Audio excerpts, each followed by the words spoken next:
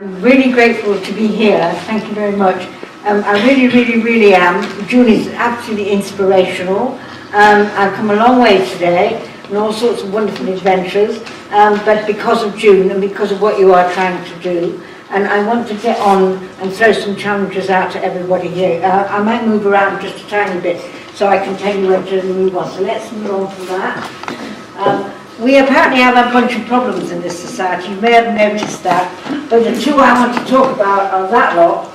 There's little children who go to school and the little children who go to the nurseries. And there's awful people over there. That includes me and one or two of my mates. Okay, move on, please, move on.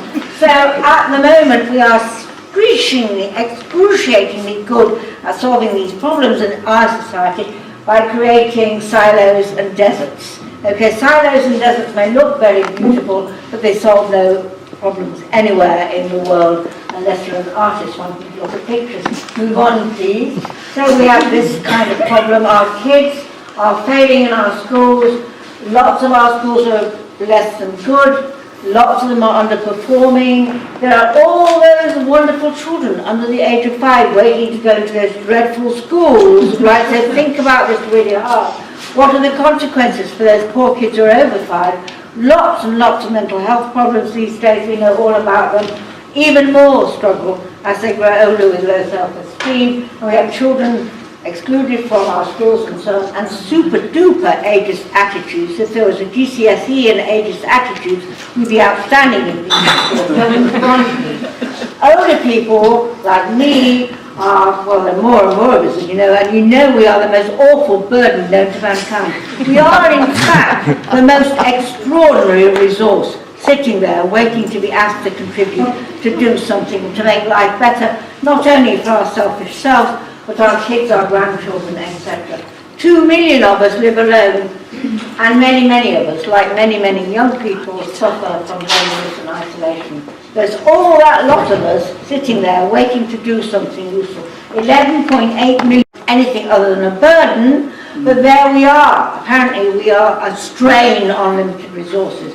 You bet we aren't. Okay, in a month, the latest research from last year, 1 in a million in 1 month have spoken to absolutely nobody. What a waste of that resource. What a contribution to mental health problems that will be a demand on our services. We don't need that. Anyway, ageism, we know from WHO, is actually destructive. When you meet it, and I met it when I was 60, and that's about 3 centuries ago. Somebody said to me, "You're not," and that was the end of the conversation. Let's move on to the next one. Here is my challenge to you. I don't talk about multi-generational, I don't talk about intergenerational anymore. My solution is to come back to the chairman's suggestion, and that is to get down there in your local neighbourhood and share a place and a space, a neighbourhood approach, in fact, good old public health stuff from pram pushing days and all that kind of stuff. Here we had a competition. I run this charity called Intergen, etc. That was one of the drawings of a primary school child, runner-up in fact, you see there. And that I want to tell you the story, if you don't mind.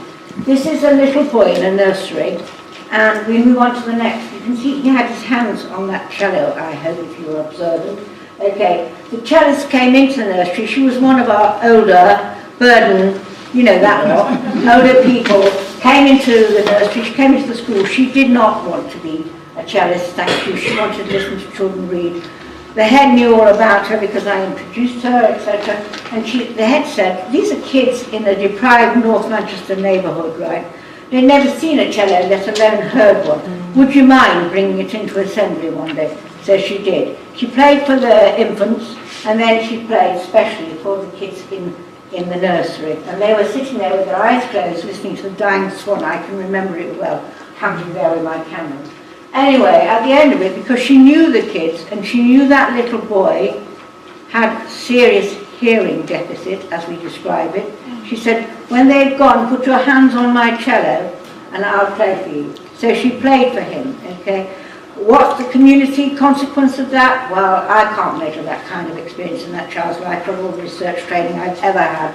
However, when I went to get my nails painted in my local manicure shop, the lady who ran it said to me, "Norma, you'll never guess what Mrs. Bloggs said. She said that her son had had this amazing experience in this school because the cellist played for him.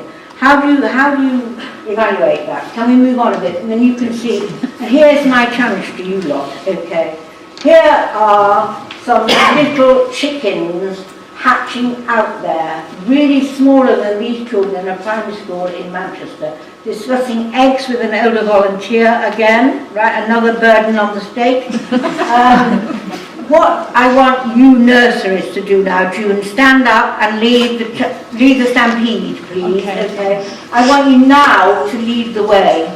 I want you to do this nationally, okay, but at local level. Never mind the politicians, they're a total waste of space. We don't want any more silos. I'm sick to death of silos and parallel streams of money going nowhere. For 30, 40 years I've listened to conversations about bringing health and social care together. It's a total bloody waste of space, to be blunt about it, and education never ever got a look in those conversations. What we need now is you to lead it, June. Get on with it. Ask for help. We don't want any more silos. We don't, no more wasted lives. The wasted lives of all these other people who are not a burden. Some people need help, but most of us don't, thank God, because we're the beneficiaries of the NHS and an educational system that for a while really made a difference in our lives. It certainly made it in my family's lives. And we only want benefits. If you bring people together in one place and one space, and it's heated, your nurseries are heated year round, the schools are heated year round, we don't need to let the schools go on failing our children. You can start by showing them the way. So please get on with it now. Only benefits from now on. There's one more slide, I think. I want to show you this because I think, we all go on about evaluation. Here is something extraordinarily powerful from the president of the UK Faculty of Public Health. He says if we're building the evidence, and eventually we have to go and do it, because you've got these idiots in politics saying, show me the evidence before you can give you a penny, right? As we do more research, we've not to be afraid to look at such things as love, friendship and play. They are the true glue that keeps our communities together. You can do that, you build it, because you're starting right at the bottom with those little chicks. And if you build that strength and that resilience in them, they'll carry it through and help the teachers. You can show the model that works for the teachers in their infants' primary schools. So please, please do it. Brilliant, Norma.